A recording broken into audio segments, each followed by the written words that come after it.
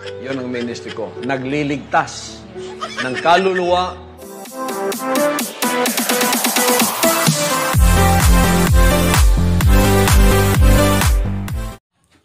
Ito po mga kaibigan, panoorin po natin ito. Si Satanas naman, ang kanyang kaharian, ay pinalalaganap niya ang pagsuway sa kalooban ng Ama. Lahat ng mga isinisilang, nagkakaroon ng buhay sa physical na laman, pinapasukan ng demonyo yun, ni Satanas, upang turuan ka, sapagkat minana mo na yung espiritu ng pagsuway, lalo kanyang tuturuan para, o anong gawin mo para sumuway.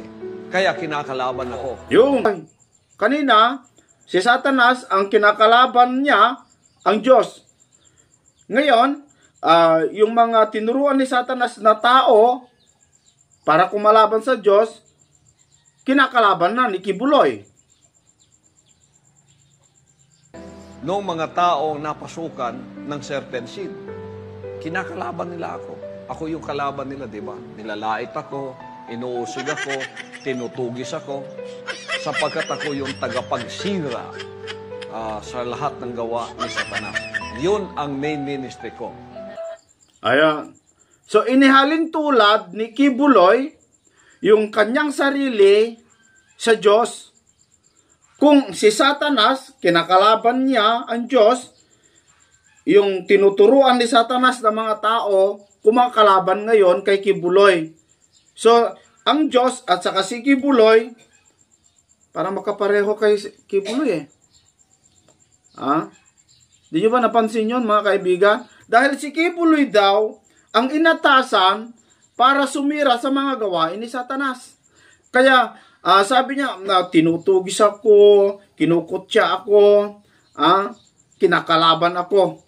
Kasi ako ang tagapagsira sa gawain ni Satanas.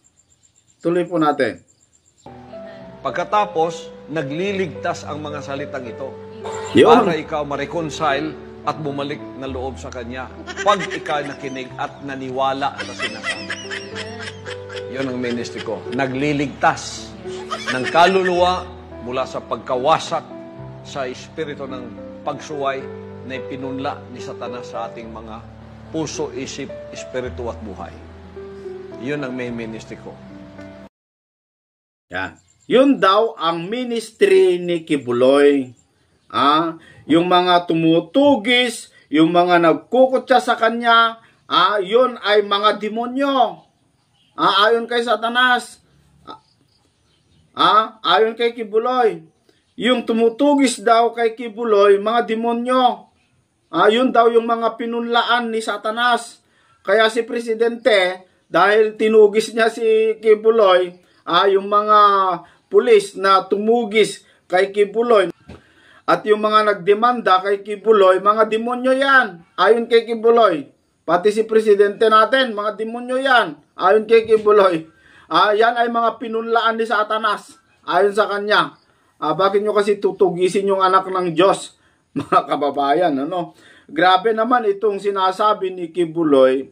At inihalin tulad niya yung kanyang sarili sa Diyos. Malaking kalapastanganan yan mga kaibigan, yung ipantay mo yung sarili mo bilang Diyos. At yung mga salita daw o aral ni Kibuloy nagliligtas. Siya daw yung tagapagligtas. Ulitin natin. Yun ang ministry ko. Nagliligtas ng kaluluwa mula sa pagkawasak. Siya daw ang tagapagligtas, mga kababayan. Kapag hindi daw tayo dadaan sa Kanya, hindi daw tayo susunod sa Kanya, hindi tayo maliligtas. Sapagkat siya daw ang daan. Siya daw ang katotohanan. Sa Kanya daw ang mundo natin. Sa Kanya daw ang ating kaluluwa.